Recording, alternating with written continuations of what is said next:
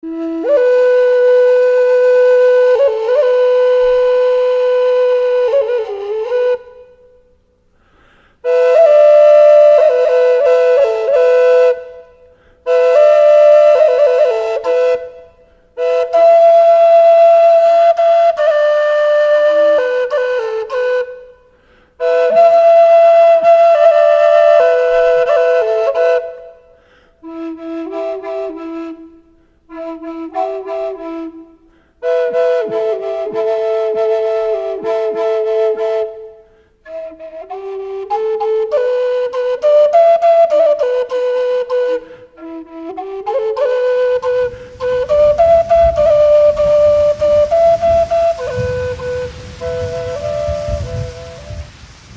debate on calendar reform as it has occurred up to Second World War reflects a total immersion in the lens of the Western Gregorian mind.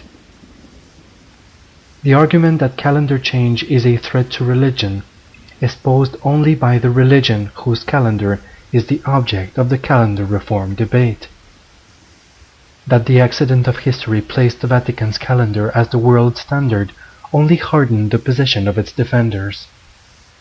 That the principal objection of the calendar reform was the inclusion of a day outside of the weekly cycle, hence assuring 4 equal quarters of 91 days or 13 7-day weeks each, is astonishing in light of the harmonic regularity that would be obtained by such a reform. The very notion of an unbroken succession of 7-day weeks since the beginning of creation is actually a profoundly linear conception of time. The argument that a break in this succession would cause worldwide chaos, barbarism, and the decline of religion pales when one contemplates the actual course of events since the Second World War or even during the entire 20th century.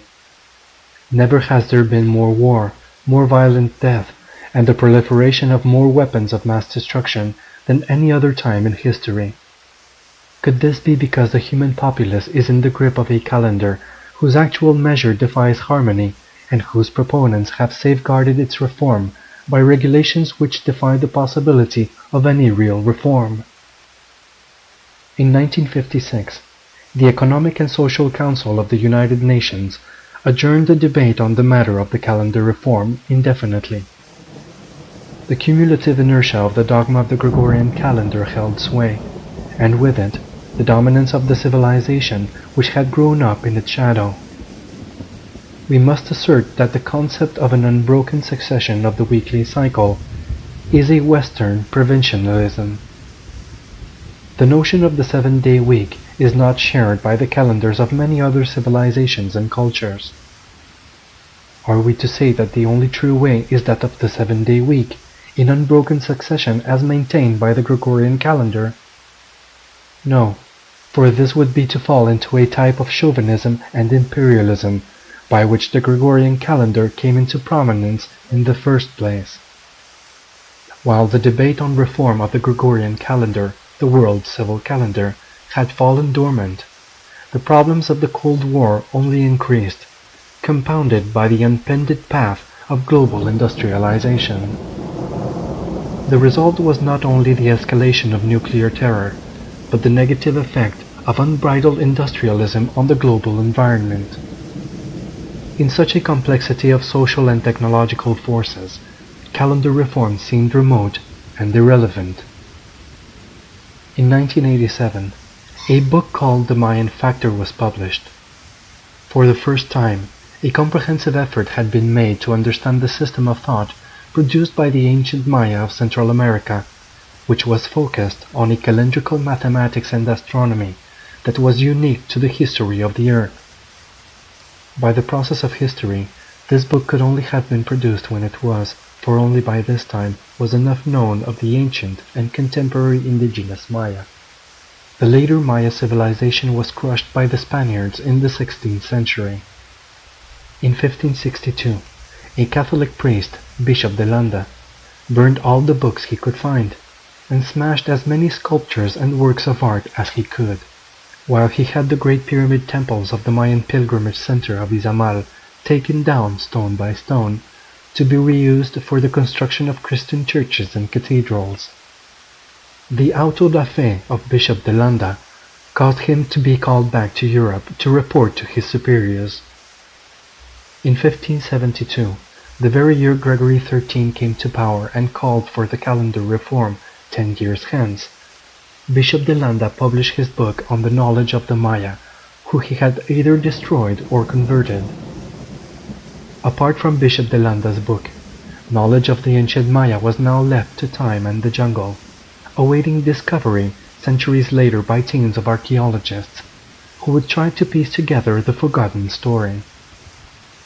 While the Mayan factor accounts for the persistence of modern Maya survivors known as daykeepers, who continue work with the Tzolkin or sacred 260-day calendar, the author, Dr. José Argüelles, plunged into mathematical and historical analysis based on the Tzolkin, which demonstrated it to be more than just a calendar. What the Mayan factor really pointed to is the elaboration of a point of view about time and the existence of a calendar, or actually a system of calendars, totally apart from either the Gregorian calendar or the lunar calendars of the Old World.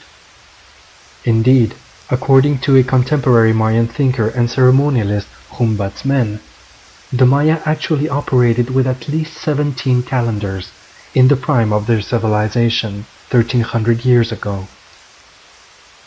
Ironically, at Kitt Peak Observatory outside of Tucson, Arizona, where the Vatican has its astronomical observatory, there is a mosaic mural of the Maya civilization with a statement asserting that the Mayan calendar was more accurate and scientific even than the Gregorian calendar.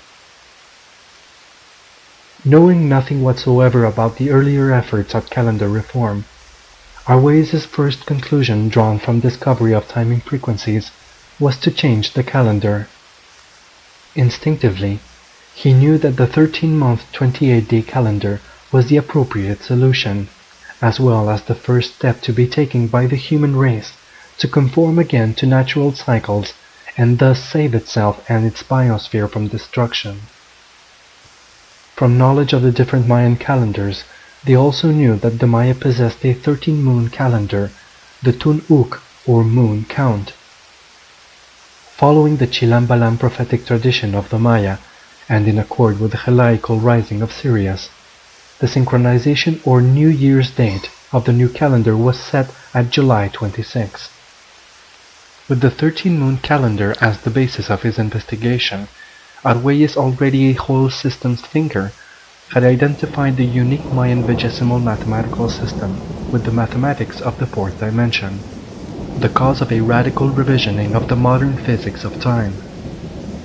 In his study of the relation of the human within its environment, Argüelles came to study the works of the Russian biospheric scientist Vladimir Vernadsky.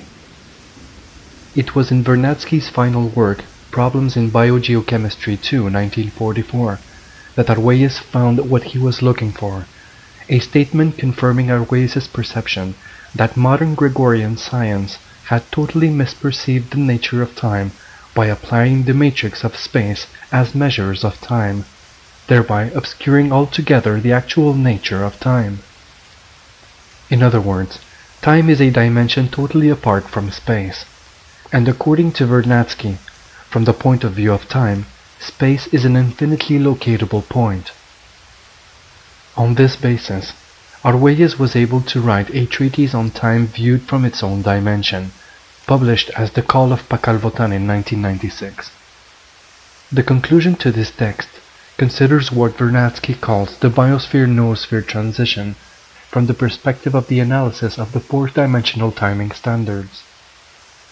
According to this analysis, the contemporary human Earth civilization is already in the midst of this transition, which augurs a radical shift in operations and evolutionary advance into what Vernadsky calls the Psychozoic era.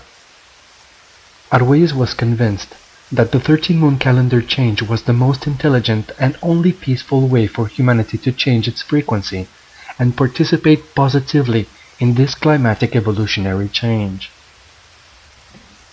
Argüelles also perceived that due to the unconscious mental effects of the Gregorian calendar, the contradictions inherent in global society are greater than the capacity for their resolution, while the problems created for the environment are far greater than nature's capacity to restore and regenerate itself.